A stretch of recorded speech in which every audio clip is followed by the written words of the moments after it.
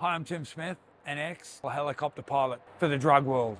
I'm 50 years old. I currently reside in Melbourne, Victoria, Australia, and this is my story. Grew up really in the middle of nowhere, little town called Mara. Normal family, had a brother, a small town of about 600 people. Dad was a coal miner and mum was a stay-at-home mum. Very simple life.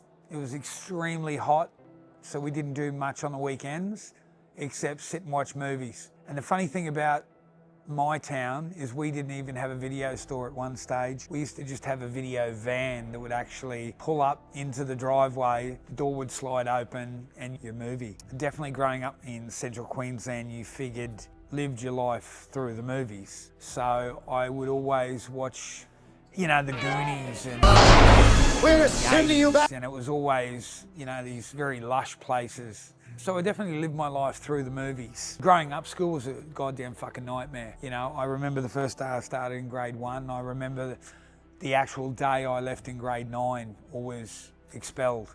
I found out I was dyslexic, which gave me a very hard time. Completely bullied through school. I'm glad that social media didn't exist back then because school was an absolute nightmare for me. But my childhood was great. Growing up in that small town, lots of family, not so many friends going through school, but I can say growing up in that small town was definitely, looking back, I look back on it with fond memories. Upon leaving school, I remember my dad walked into my room that day and he said, "I've talked to the school, you don't actually have to go back." So I went, "Great." He said, "So you're going to start work tomorrow?" And I was 14 and a half. I was already a hard worker. I worked for my grandfather out in the forestry. So I was already a very hard worker from the age of 8. So Dad started me the next day digging ditches, and that was my job at 14 and a half, was digging ditches. But I always had all these big dreams. Mum and Dad always said, you got your head in the clouds, you're a dreamer. At one stage we had a mine disaster and about 13 people were killed in my town in an underground mining accident. And I remember that a Channel 7 helicopter came into town and they just parked that thing in the main street. And it was the most fascinating thing I'd ever seen. Like it was like something out of a movie. This helicopter comes swooping into this little town in the middle of Shitville. And I just remember riding around it on my bike thinking that is one of the coolest things I've ever seen.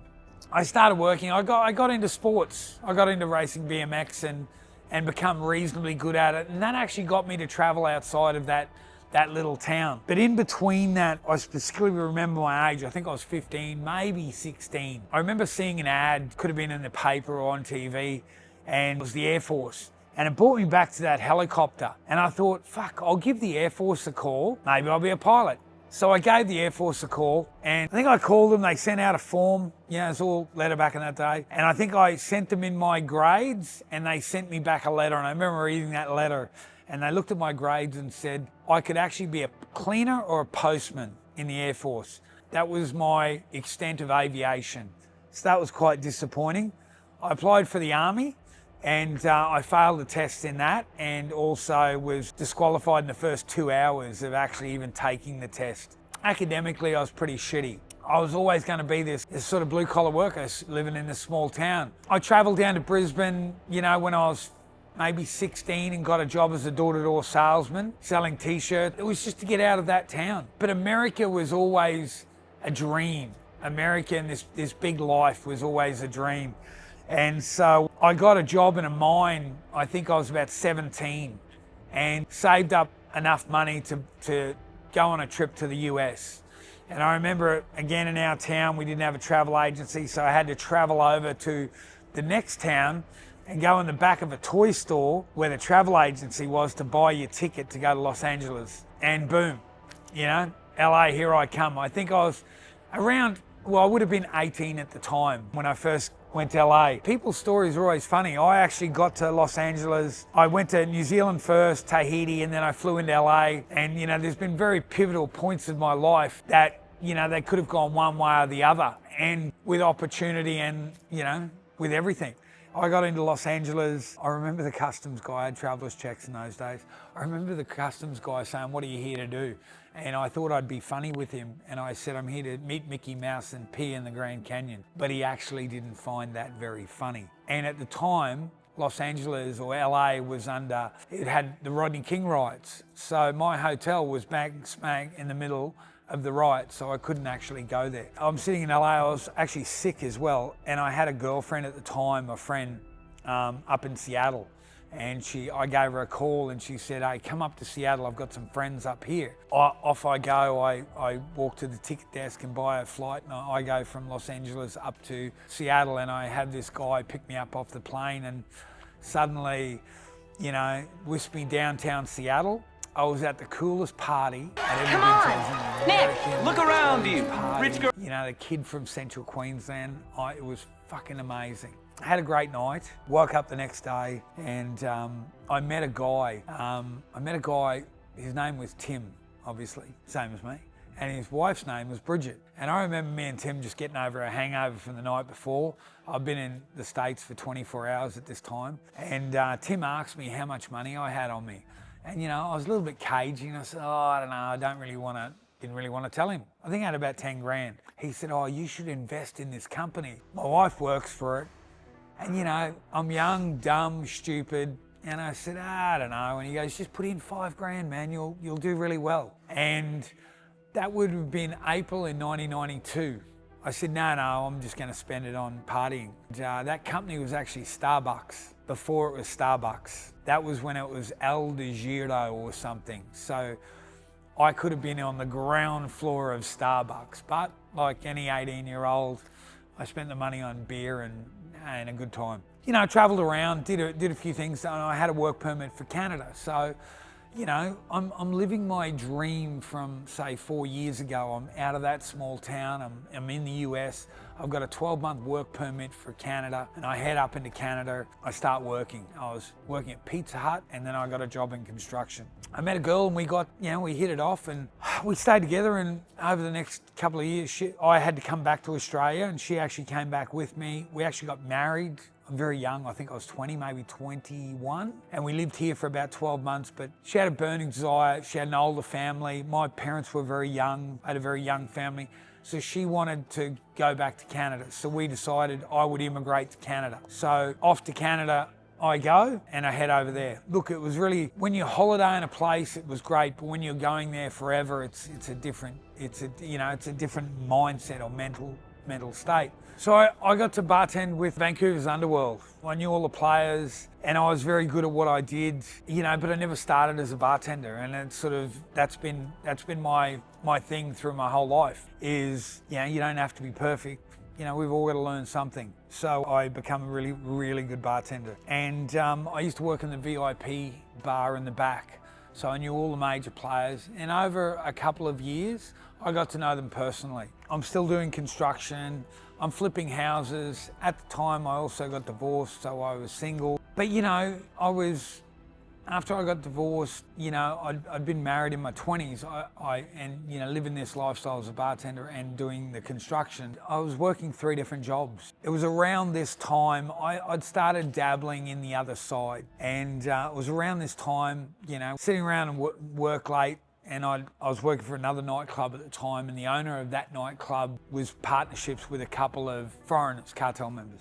And I knew it was all dark, you know, let's say dark money. This conversation came up about smuggling at the time was very big. I'd taken a couple lessons in flying a plane, but it didn't really float my boat, but it's about all I could afford.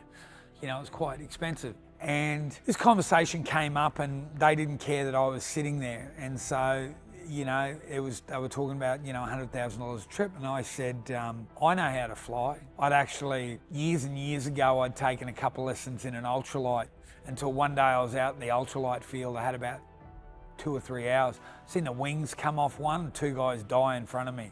So fuck it, my ultralight career was over. But I said to these guys, I know how to fly. And they go, what? And I said, I can fly a plane. I didn't know how to fucking fly a plane. But anyway, they said, yeah, we're in Canada. You know how to fly a helicopter. I said, I can operate an excavator. And what I've always heard is excavator operators make very good helicopter pilots. 2 sticks and you use your feet. How fucking hard can it be, right? So one of them slid me $1,000, and he said, go out tomorrow, find a school and see if you can do it. So I was pretty excited to get $1,000 of free money. So I headed out to a little flying school out in Abbotsford. And I took my first flight in a Bell 47J, which is the MASH helicopter. I took a half an hour flight. This cost me about $400. I pocketed the other 600. And the guy let me take the controls, and I thought, this is a piece of piss, I could do this. So that one night when I went back into work, I did my usual bartending duties, served to the underworld, and then after work, I went to my boss and these two guys and said, went for that flight today and I can do this, boys. So really? Yeah. So what do we need? They asked me first, do you think we could actually rent a helicopter? And turns out you can't rent a helicopter. So we had to buy one. So that's where, you know, this the foreign money came in. Mike and Mario, they're most pretty dead now, so I can mention their names, and they were the money guys. So I found a helicopter at Whistler Helicopters. It was a 206 Jet Ranger. And I started watching YouTube videos on how to fly. I remember sort of sourcing out the chopper. We did a deal. We purchased the chopper. In between that, I took a couple of lessons, but I took a couple of lessons in a Bell 47J and in an R44. I hadn't actually taken any time in a turbine engine helicopter. And everything was out of my control now. We were moving very fast. I think we paid almost $700,000 for the helicopter and moving parts. I'm starting to meet people. I'm meeting brokers that broker in drugs and people that put deals together. And I was known as the jockey. The owner of the club, which started introducing me to people as I was this amazing military trained pilot that really hadn't taken a flight yet. So my mouth was writing checks that my ass couldn't cash severely. But I was on a runaway train that I couldn't stop. I felt I was out of my depth at some point, but I'm getting introduced around Vancouver's underworld as this new guy. I'd quit bartending because they needed me in this other role. In between buying the helicopter and actually doing the first run was very quick. I'd say 5 or 6 weeks. I think I had a total of about 5, maybe 6 hours of flying time, but really not a great deal. Like I hadn't gone solo, and I was hiding it from, you know, the school that I'd signed up for, and I didn't want to go too much because I didn't want to sort of alert anyone to what I was doing. We bought this helicopter off Blackcomb Helicopters. I drove up there with a friend of mine one day to go and have a look at it, and I had actually planned to hire a pilot. I knew some pilots by this stage. I was going to hire a pilot to ferry it from Whistler, British Columbia down to Vancouver. And when we got up, I drove my truck with a friend of mine, MJ. We drove up to Whistler, and I went to a hangar very similar to this, talked to the gentleman at the desk, and he goes, oh, you're the guy that bought the 206? And I said, yeah, that's me. He said, well, the helicopter's all ready to be picked up. Do you just want to pick it up today? You know, it's one of those pivotal moments in time. It's like, fuck, I don't want to look like I don't know what I'm doing, hence the bartending. You know, I didn't know what a brown cow was, hence operating machines. I'm now standing at the desk at a helicopter company with a helicopter that my name was on it, that I'd bought, and they thought I was a pilot. Not to look like an idiot, I said, yeah, I'll pick it up. Why not? So he goes, okay, I'll have it taken from the hangar and we'll push it out on helipad B, and just come and see me when you're ready. So I head back to the truck to my friend, and I said to my friend, like, holy fuck, mate, they want me to pick this thing up. What do I do? And he goes, you can't fly it. You don't know how to fly. I said, well, I know roughly how to fly. I've just never flown this. And so I went, holy shit, rightio. I said to him, hand me that bag on the back seat of my pickup. And he's like, what's in the bag? And I said, it's my gym clothes. He goes, what's with the fucking gym clothes? And I said, well, whenever I'm at the airport and I'm walking through the airport, I always see pilots carrying a bag. So I wanted to look like a pilot, so I thought I'd carry a bag. That was my thinking behind walking back in with the backpack. Had my gym clothes in it. Talked to the man at the front desk, and he said, your helicopter is ready to go. I had a cheat sheet that I was learning from how to start a turbine engine and how to kick it all off and go like that. And I'd had some lessons booked, but really I wasn't anywhere near what I should have been. Like I shouldn't have even been near that thing, let alone sitting in it. So I confidently walked to it and threw the backpack in the back. And what I didn't understand about aircraft at the time, it's a very emotional thing. All of these aircraft here have personalities, and their tail numbers are actually their names. People become very emotionally attached to a helicopter, and they're around for a long time. That helicopter over there was mostly made in the 60s, and it's still flying today. So what I didn't understand is that the company was moving to a different type of helicopter, and this was the last 206 to leave. So it was a very emotional thing for them, and they actually wanted to see the helicopter take off. Holy fucking shit. Helicopter's pushed out onto there. I'm sitting in the pilot's seat, and then I've mostly got 12 people looking at me, very close. I'm thinking I'm gonna kill me and all of them all in one shot. I tried to remember back through YouTube and even going to the school and learning how to start a turbine engine. And I remember the sequence of events, and I knew that if the engine hit 925 degrees, you had 1.3 seconds to shut the fuel off, keep your finger on the button, otherwise it blows the engine. That's all I knew. Don't let it get over 925 degrees. I'm sitting in there, went through all my checks. Well, I reckon I went through about a third of the checks compared to what a normal pilot would go through. And I fired this chopper up, and it got to 925 degrees, and I didn't know how long 1 or 2 seconds was. And you're supposed to count 1,000, 2, 1,000. Temperature dropped down, helicopter started, boom, we're in business. Well, blade starts swinging, and it could have gone any number of ways. I could have blown the engine on startup. I could have done a ton of things, but I got to this point. Off we go, I wound it up to 100%, and now we got to take off. Now we've got to lift this machine off the ground. You can feel it light, you can feel it dancing around. And I thought, the worst thing is to drag the chopper forward and kill everyone in front of me, which is the whole of Whistler Blackcomb, or kill myself. It's a 50-50 deal. I'm not sure which way it's going to go. But it's one of those defining moments in time where I had enough right pedal, and that helicopter just lightly lifted off the left skid. The right one stuck to the ground, as they do, and it just stepped into the air. And I thought, holy fucking shit. That was one of the coolest liftoffs I've ever seen, and I did it.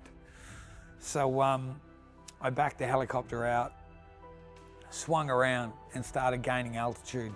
But here we got another problem. I'm shaking. I'm absolutely shitting myself at this point, wondering, have I done everything? Have I checked everything off?